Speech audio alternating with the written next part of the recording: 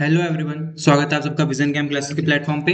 और आज से हम लोग स्टार्ट करने वाले हैं आज के सवाल सीरीज। ये पूरी सीरीज जो है आपकी टोटली बेस्ड होगी किस पे? एनसीईआरटी पे। हम लोग डेली कोई चैप्टर लेंगे, मतलब एक एक चैप्टर कंप्लीट करेंगे। उसमें से जैसे 3 या 4 पेज ले लिए, उसके ऊपर हम लोग क्वेश्चन बनाएंगे। उन 3-4 पेज को एक्सप्लेन करूंगा मैं, और उसके ही बेसिस पे 20 से 25 क्वेश्चन मैं डालूंगा। आंसर्स आप लोग खुद सॉल्व करेंगे, ठीक है? तो आज जो हम लोग टॉपिक ले रहे हैं वो हमारा केमिस्ट्री एंड एवरीडे लाइफ। और इसमें से हम लोगों ने टॉपिक उठाया वो उठाया हमने एंटी माइक्रोबियल्स। जैसे हम लोग पढ़ेंगे किसके बारे में? एंटीबायोटिक्स एंड एंटीसेप्टिक्स के बारे में। और फिर पढ़ेंगे हम एंटी फर्टिलिटी ड्रग्स के बारे में, ठीक है?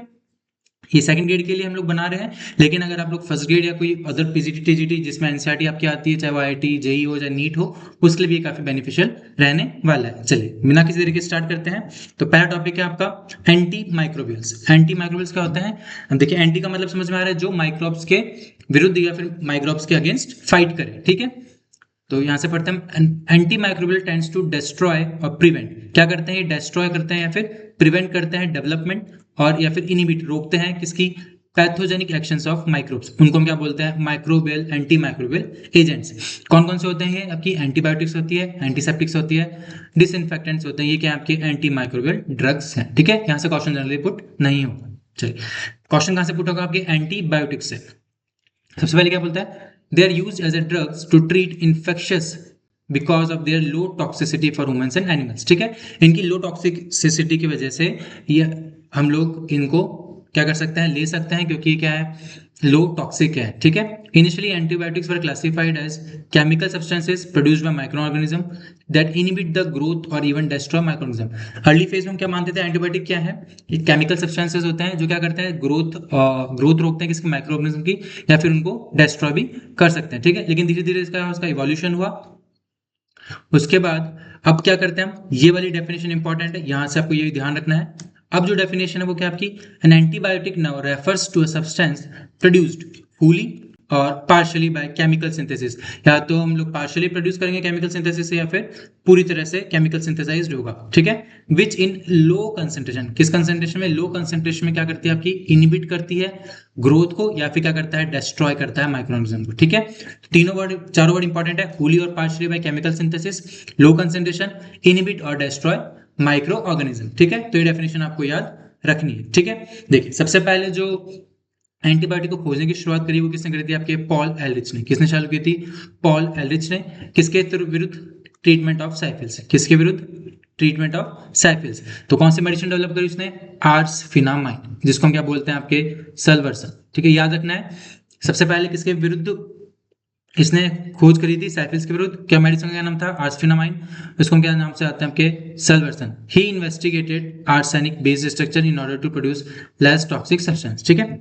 It was the first effective treatment discovered for syphilis.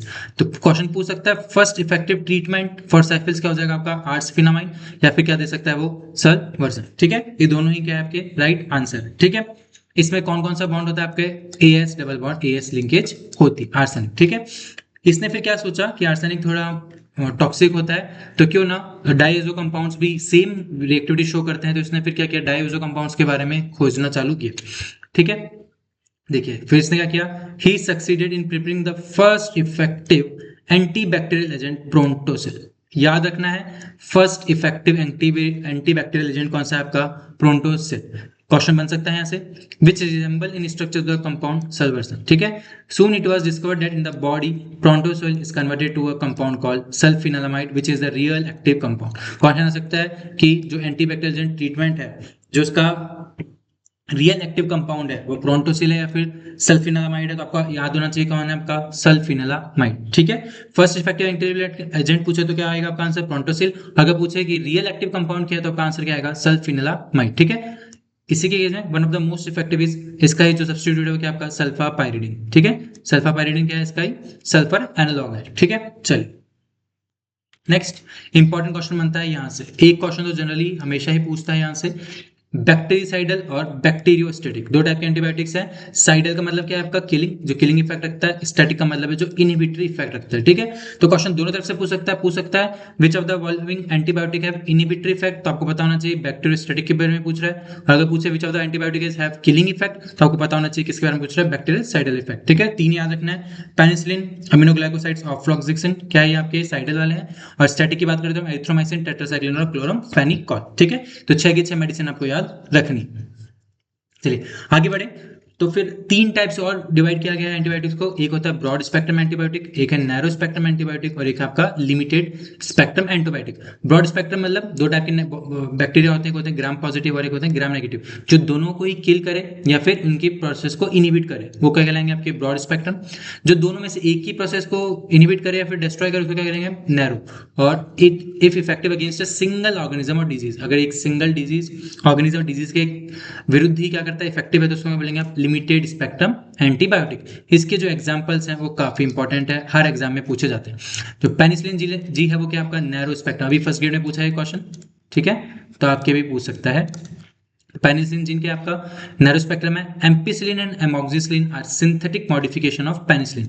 तो दो मेडिसिन है, एम्पिसिलिन और एमॉक्सिसिलिन। ये क्या है, सिंथेटिक मॉडिफिकेशन है पेनिसिलिन का, लेकिन ये क्या है आपके ब्रॉड स्पेक्ट्रम एंटीबायोटिक है। ये ध्यान रखने वाली बात है, पेनिसिलिन जी क्या आपका नैरो स्पेक्ट्रम है, लेकिन जो इसकी सिंथेटिक मॉडिफिकेशन है एम्पिसिलिन और एमॉक्सिसिलिन, ये क्या है आपके ब्रॉड स्पेक्ट्रम एंटीबायोटिक है, ठीक है। नेक्स्ट देखिए हम क्लोरोमफेनिकॉल, ये भी क्या है आपका ब्रॉड स्पेक्ट्रम एंटीबायोटिक है। इसके जो फीचर्स है वो क्या है, किस किस में यूज में आते हैं, typhoid, dysentery, acute fever, certain form of urinary infections, ठीक है। तो इनका क्योर करने में कौन काम आता है आपका, क्लोरामफेनिकोल। यूजेस आपको याद रखना है, मेनिंजाइटिस और निमोनिया, ठीक है। Vancomycin and ofloxacin are other important broad spectrum antibiotics. दो और नाम दे रखे हैं आपको ब्रॉड स्पेक्ट्रम में, तो टोटल कितने हो गए, 5। देखिए ampicillin, amoxicillin 2, third chloramphenicol, fourth vancomycin और ऑफ्लॉक्सासिन 5। तो क्या हो गया ब्रॉड स्पेक्ट्रम एंटीबायोटिक। अब देखिए यहाँ से क्या क्वेश्चन आ सकता है, ऑफ्लॉक्सासिन आपने ऊपर पढ़ा, किसमें था ये, बैक्टीरिसाइडल। क्वेश्चन क्या बनेगा, which of the antibiotic is bactericidal in nature as well as broad spectrum in nature. Answer दे देगा आपको क्लोरामफेनिकॉल दे देगा, ऑफ्लॉक्सासिन दे देगा, पेनिसिलिन दे देगा। तो आपको पता होना चाहिए कि जो ऑफ्लॉक्सासिन है वो क्या आपका बैक्टीरिसाइडल नेचर भी रखता है और साथ में क्या ये ब्रॉड स्पेक्ट्रम एंटीबायोटिक भी है, ठीक है। The antibiotic Decitabine is supposed to be toxic towards certain strain of cancer cell. Question पूछ लेगा कौन सा एंटीबायोटिक कैंसर सेल के विरुद्ध काम करता है, तो आंसर क्या होगा आपका डिसिडाजिन, ठीक है। चलिए नेक्स्ट देखें, एंटीसेप्टिक एंड डिसइंफेक्टेंट्स, दो तरह के केमिकल्स हैं, या तो क्या करते हैं, किल करते हैं, फिर prevent the growth of micro organism, ठीक है। एंटीसेप्टिक्स कहाँ लगाते हैं आप, लिविंग टिश्यूज पे लगाते हैं सच एज बाउंड्स, जबकि डिसइंफेक्शंस कहाँ लगाते हैं आप, अप्लाइड टू इनएनिमेट ऑब्जेक्ट्स, मतलब नॉन लिविंग थिंग्स पे आप लगाते हैं, ठीक है। ठीक है, देखिए एग्जांपल्स क्या है इसके, फ्यूरासिन है, सल्फरमाइसिन है, याद रखना है। These are not ingested like antibiotics, generally क्या करते हैं अप्लाई करते हैं। डेटॉल, डेटॉल किसका मिक्सचर होता है आपको याद रखना है, क्लोरोक्सिनोल और ट्रेपिनॉल, ठीक है। क्वेश्चन पूछता है यहाँ से, इंपॉर्टेंट है।